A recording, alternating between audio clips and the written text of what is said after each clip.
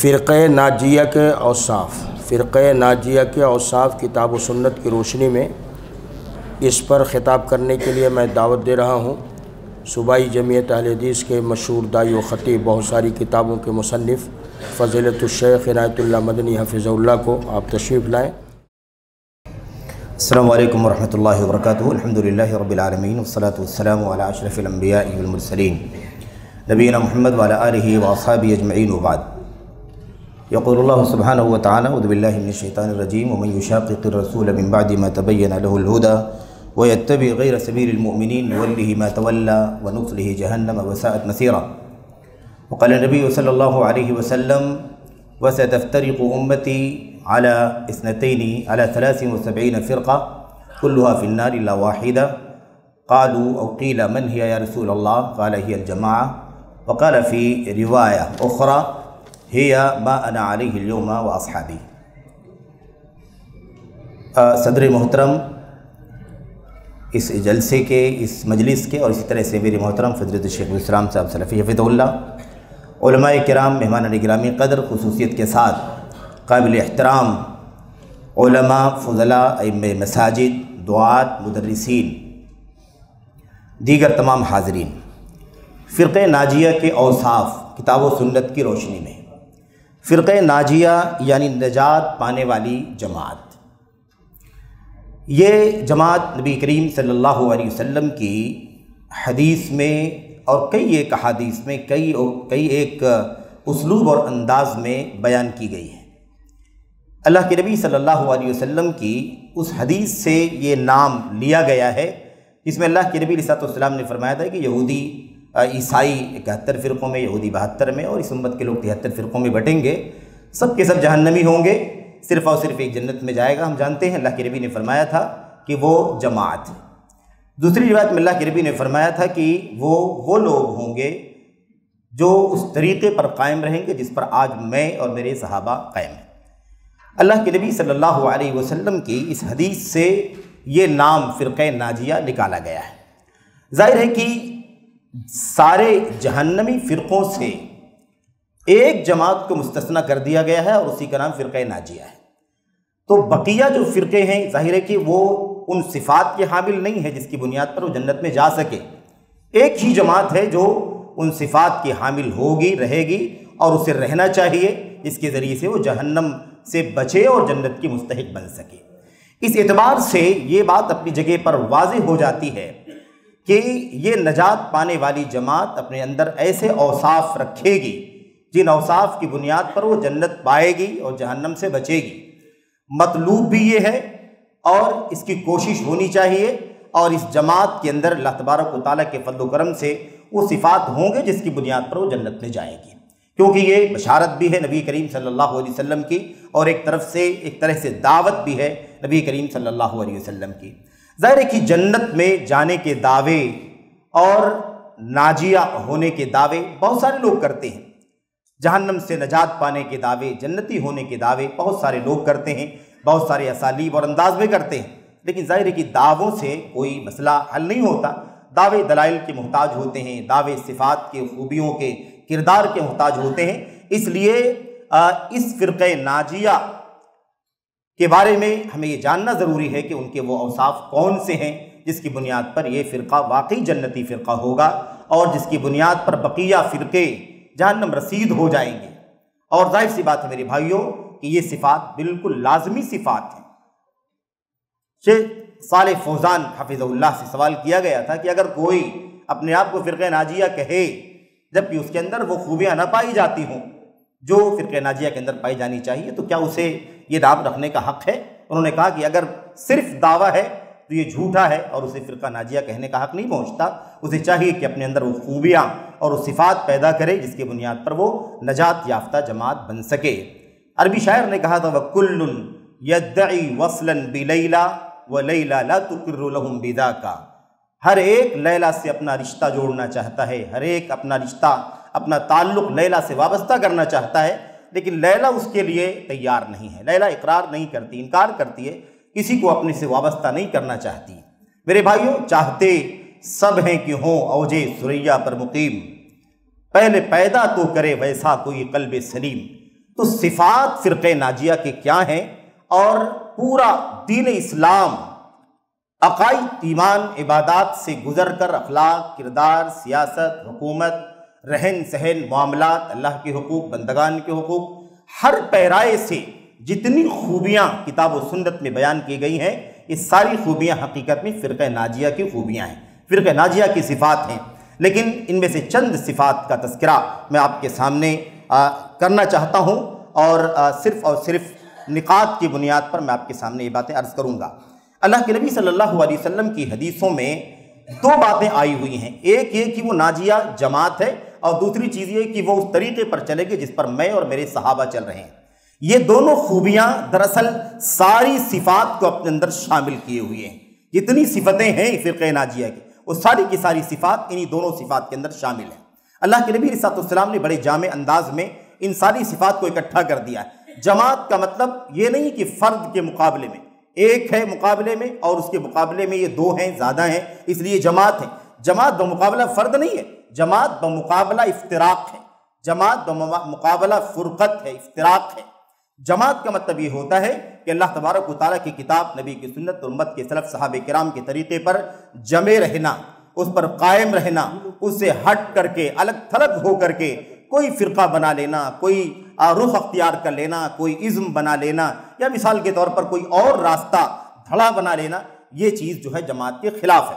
تو جماعت کا مطلب یہی ہے کہ حق پر قائم رہا جائے، سنت پر گامزن رہا جائے، سلف کے طریقے پر چلا جائے۔ حضرت عبداللہ بن مسعود رضی اللہ تعالیٰ عنہ نے اپنے شاگرد سے کہا تھا، الجماعۃ ما وافق طاعۃ اللہ وان کنت وحدک، جماعت یہ ہے کہ تم حق کی مطابقت کرو، حق کی موافقت کرو، حق کی راہ پر چلو، اکیلے بھی ہو تو کوئی فرق نہیں پڑتا، اکیلے ہونے کے باوجود بھی تم جماعت کہلاؤ گے اگر تم حق پر قائم رہو گے۔ اور بھیڑ بھاڑ بھی رہے گی، بہت بڑی تعداد رہے گی، لیکن حق پر وہ قائم نہیں رہے گی، تو وہ اللہ کی کتاب اور نبی کی سنت کی روشنی میں جماعت کہلانے کا حقدار نہیں ہوگی۔ میرے بھائیو، حضرت امام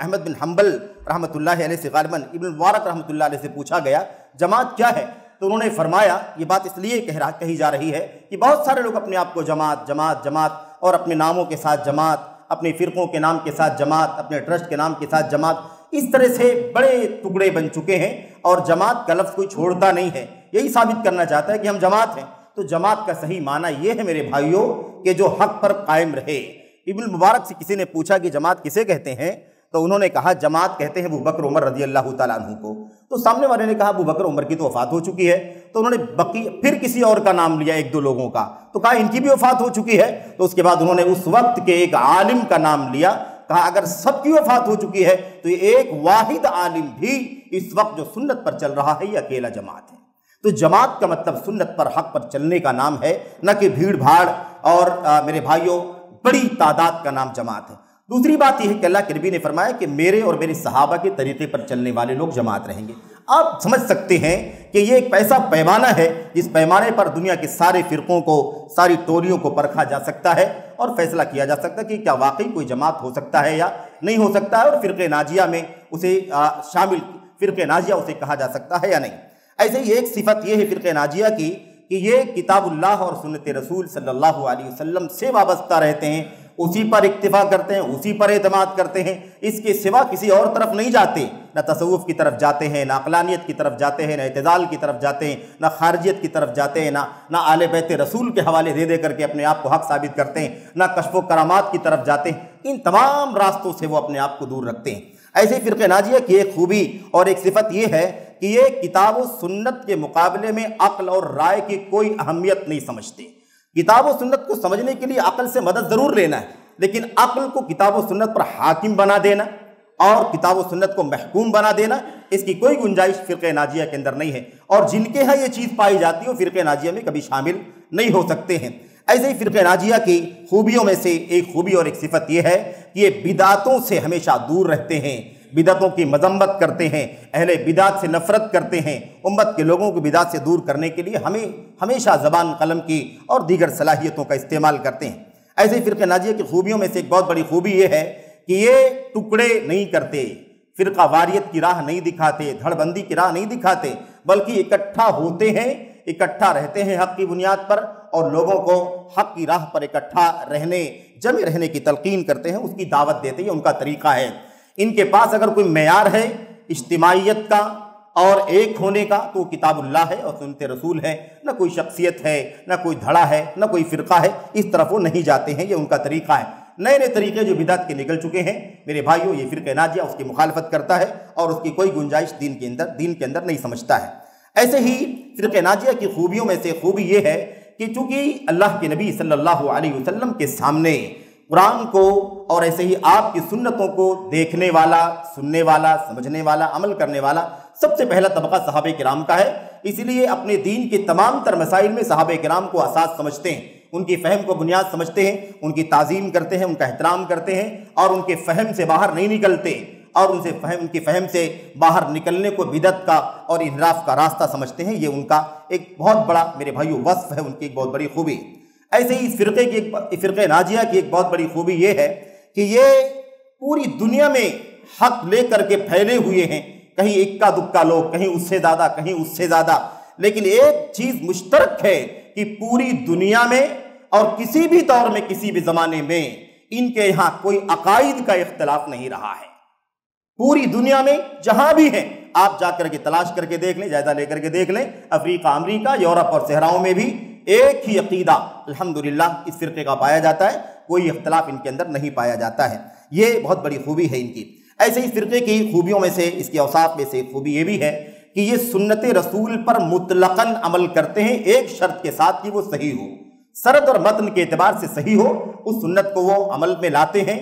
آحاد کی تفریق، متواتر کی تفریق نہیں کرتے جیسا کہ بہت سارے فرقے کرتے، بہت سارے افراد کرتے ہیں۔ ظاہر ہے کہ یہ تفریق کتاب و سنت میں بے دلیل ہے اور امت اس بات پر متفق ہے کہ عقیدے کا مسئلہ ہو یا احکام کا مسئلہ ہو، احادیث رسول پر عمل کیا جائے گا، عقیدہ بھی ثابت ہوگا، عمل بھی ثابت ہوگا، احکام بھی ثابت ہوں گے، متواتر سے بھی، احاد سے بھی۔ اس لیے یہ ان کی بہت بڑی خوبی ہے۔ دوسری بات، ایک خوبی اور یہ بھی ہے اس فرقے کی کہ ان کے یہاں علم اور عمل دونوں کا امتزاج پایا جاتا ہے۔ نہ یہ یہودیت کی راہ پر چلتے ہیں کہ علم بہت رہے عمل چھوڑ دیں، اور نہ یہ عیسائیت کی راہ پر چلتے ہیں کہ یہ عمل کر رہے ہوں بہت زیادہ اور علم کی روشنی میں نہیں بلکہ جہالت کی بنیاد پر کر رہے ہوں۔ ظاہر سی بات ہے کہ یہ انحراف کی، گمراہی کی بہت بڑی راہ ہے، بڑی خطرناک راہ ہے۔ میرے بھائیو، حضرت سفیان بن عیینہ نے کہا تھا، من فسد من علمائنا ففیہ شبہ من الیہود ومن فسد من عبادنا ففیہ شبہ من النصارى۔ ہمارے جو علماء بگڑ گئے ہیں ان میں یہودیوں کی مشابہت ہے، اور ہمارے عبادت گزار اور عمل کرنے والے جو بگڑ گئے ہیں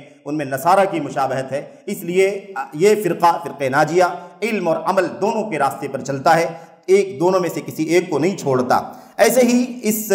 فرقے کی خوبیوں میں سے، صفات میں سے ایک خوبی یہ بھی ہے کہ ان کے یہاں عدل اور انصاف پایا جاتا ہے، اپنوں کے ساتھ بھی، پرایوں کے ساتھ بھی، دشمن کے ساتھ بھی، دوست کے ساتھ بھی۔ یہ انصاف سے کبھی نہیں ہٹتے، انصاف پر ہمیشہ قائم رہتے ہیں، چاہے وہ علمی مسائل ہوں یا عملی مسائل ہوں۔ اسی لیے اہل سنت والجماعت کی کتابوں کو، فرقہ ناجیہ کی کتابوں کو آپ جب دیکھیں گے تو آپ کو ملے گا کہ یہ سارے دلائل کو لاتے ہیں، اہل حق کے دلائل بھی اور اہل باطل کے دلائل بھی پوری امانت کے ساتھ پیش کرتے ہیں، اور اس کے بعد دلائل کی روشنی میں اس کا رد کرتے ہیں، اس کا جواب دیتے ہیں، لیکن صرف نظر نہیں کرتے، اپنے حق میں بھی دلائل پیش کرتے ہیں اور اپنے خلاف دلائل کو بھی پیش کرتے ہیں۔ ایسے ہی فرقے کی خوبیوں میں سے اور خصوصیات میں سے خوبی یہ ہے کہ یہ لوگ بیجا بحث و تکرار سے اپنے آپ کو بچاتے ہیں، بیجا بحث و تکرار نہیں کرتے، جدل نہیں کرتے، عقل کا دخل دے کر کے، حجت کر کے، حد درجہ جس کو جدل کہا جاتا ہے، یہ نہیں کرتے ہیں، بلکہ یہ بڑی اطمینان کے ساتھ کتاب و سنت کے دلائل اور فہم سلف کی روشنی میں جو چیز ثابت ہوتی ہے اسے تسلیم کر لیتے ہیں۔ ان کی سمجھ میں آ جائے تب بھی مان لیتے ہیں، نہ سمجھ میں آ جائے نہ آئے تب بھی وہ اسے تسلیم کر لیتے ہیں۔ یہ ان کا طریقہ ہے، دین میں خصومات اور جھگڑوں سے اپنے آپ کو بچاتے ہیں۔ ایسے ہی اس فرقے کی ایک بہت بڑی خوبی یہ بھی ہے کہ یہ دوستی دشمنی کی بنیاد کتاب و سنت کو سمجھتے ہیں، سلف کے راستے کو سمجھتے ہیں۔ یہ کبھی بھی دوستی رکھنے میں اپنا فرقہ، اپنا نام، اپنی شخصیت، اپنا عالم،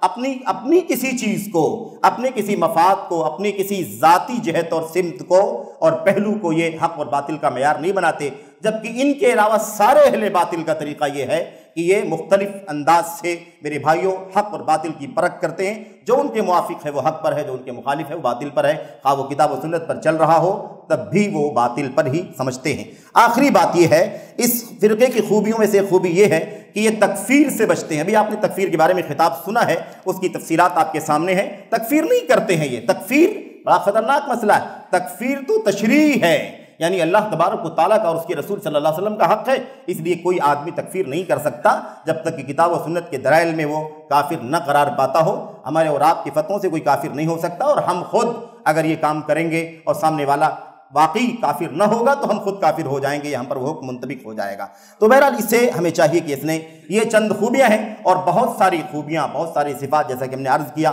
کتاب و سنت میں ساری باتیں، ساری خوبیاں اس فرقے کی خوبیاں ہیں، اور یہ خوبیاں ہمیں اپنے اندر پیدا کرنی چاہیے۔ اللہ سے دعا ہے کہ اللہ تبارک و تعالیٰ ہمیں فرقہ ناجیہ کی صفات کو سمجھنے کی توفیق عطا فرمائے، اور اس کے ذریعے سے دیگر فرق سے اپنے امتیاز کو جاننے کی توفیق عطا فرمائے۔ آمین رب العالمین۔ صلی اللہ وسلم وبارک علی نبینا محمد وعلی آلہ وصحبہ اجمعین۔ السلام علیکم ورحمۃ اللہ۔